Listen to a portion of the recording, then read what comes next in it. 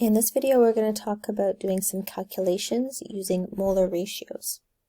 To introduce this concept, I want to talk about the law of definite proportions. Now, this is something you already know. We're just putting a name to it. This law states that a compound always forms in a fixed ratio of its elements. For example, let's look at water. Water is always H2O. There's always 2 hydrogen for every 1 oxygen. Anything else is not water. Now this becomes really important when we start talking about mass, or how much something weighs. The mass ratio for elements in a compound is constant.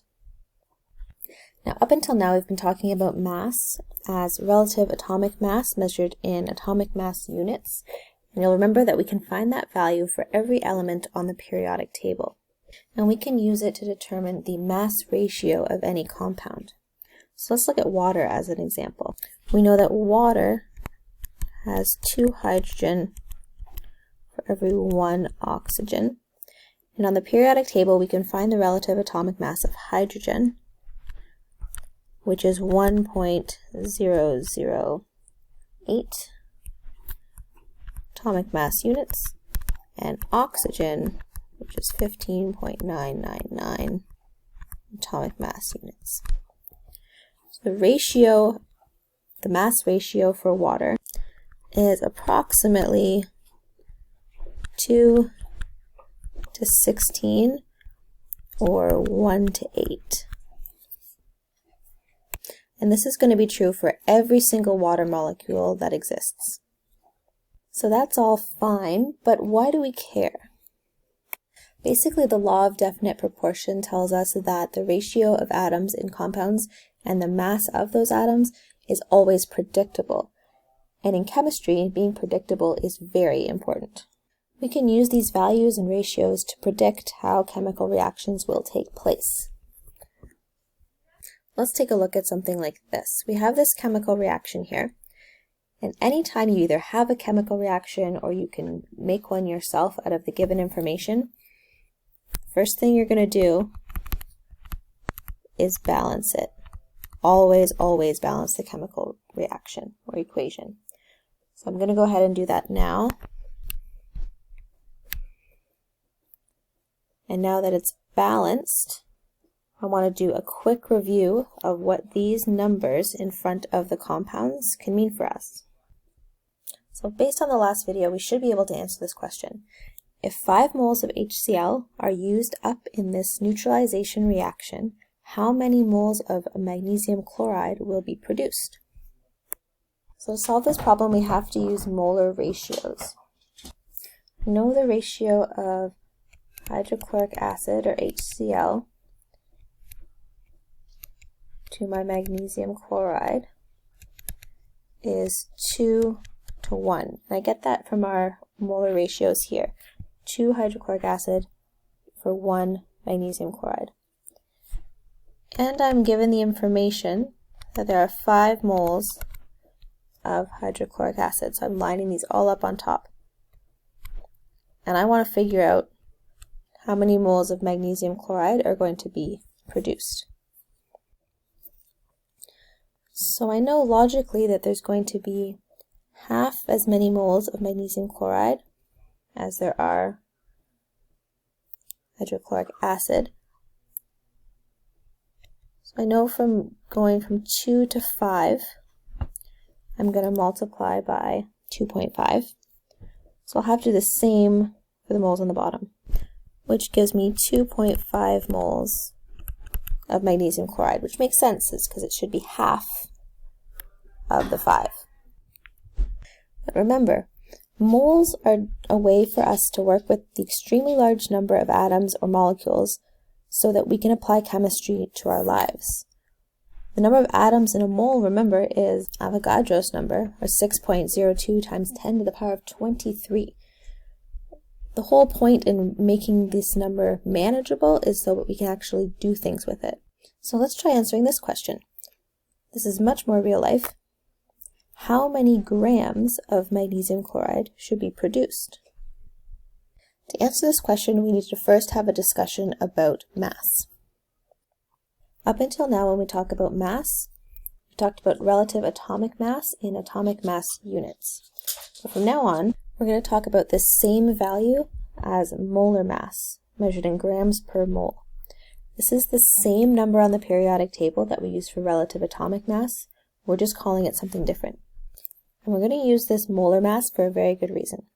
Because molar mass is measured in grams per mole, it's the mass of 1 mole of the substance. Now this is super useful because it allows for the conversion between moles and mass. And the equation for this is pretty easy to figure out. Molar mass is equal to grams per mole. And grams measures mass. So if we take the mass in grams, divide it by the number of moles, we get our molar mass. Now the short form for molar mass is a capital M. The short form for mass is a little m. The short form for moles is a little n. So this is the equation we're going to be working with. Now we can return to our previous question. We were asked how many grams of magnesium chloride should be produced.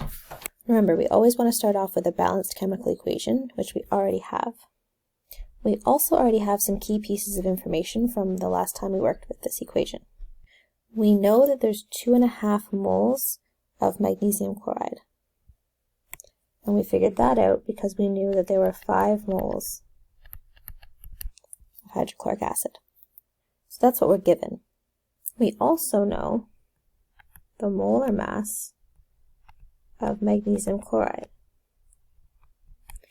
So remember, that can be found on the periodic table. We find the molar mass of a compound like this by combining the molar mass of each of these atoms. Try to use the periodic table to figure out the molar mass of magnesium chloride. The molar mass of magnesium chloride is going to be 1 times the molar mass of magnesium, which is 24.0305 grams per mole, plus 2 times the molar mass of chlorine, which I can get off the periodic table. I do that calculation to get the molar mass of the compound, which is 94.9365 grams per mole. Now what's required is the mass in grams of magnesium chloride, and I indicate that with a lowercase m. I have my equation for molar mass, so I'm going to rearrange this to solve for mass, which would just be molar mass times moles. And I can see this rearranging clearly when I put in the units.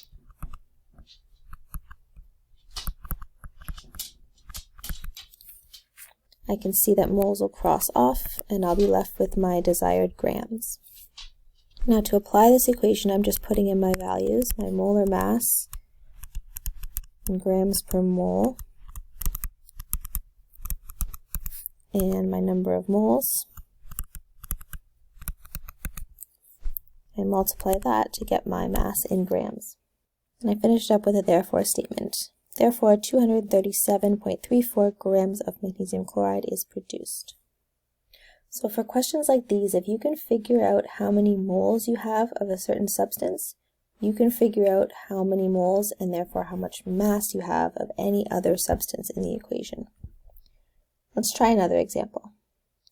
In a complete combustion reaction, what mass of water is formed when 3 moles of methane, or CH4, is burned? See if you can figure this out on your own before I show you how to do it. So the first step in any of these problems is to come up with a balanced chemical equation. So let's do that. We know this is a complete combustion reaction with methane.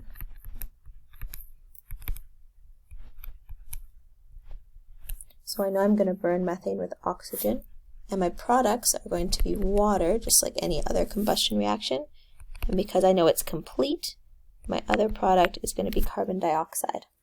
Now to balance this reaction, I need to put a 2 here and a 2 here. Now I'm ready to look at the other information that I'm given. From the question, I know that the moles of methane is 3. Now I also therefore know the moles of any other substance in this equation based on the molar ratios. I know that the moles of water compared to the moles of methane are going to be 2 water for every 1 methane. So the moles of water must be twice that of methane. So that's an easy calculation. I'd have 6 moles of water. Using the periodic table, I can also come up with any molar mass for any compound. But I only really care about the molar mass of water, since I'm looking for the mass of water in the end here. So I need to figure out the molar mass of water. And that's going to be 2 times the molar mass of hydrogen plus 1 times the molar mass of oxygen.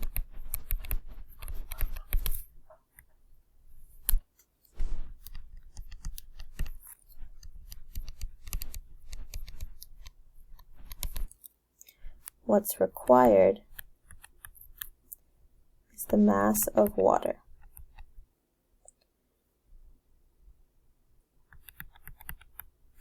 I have my molar mass equation where molar mass is equal to grams per mole. And when I rearrange this to solve for mass, I'm going to multiply my molar mass times my number of moles.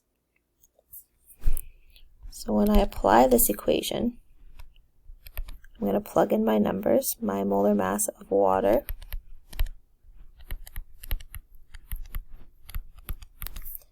multiplied by my number of moles, and that's going to give me my mass of 108.09 grams. Therefore, 108.09 grams of water is produced from burning 3 moles of methane. So a couple of tips for any of these types of problems. So my first tip is to start with a balanced chemical equation. This gives you your molar ratios.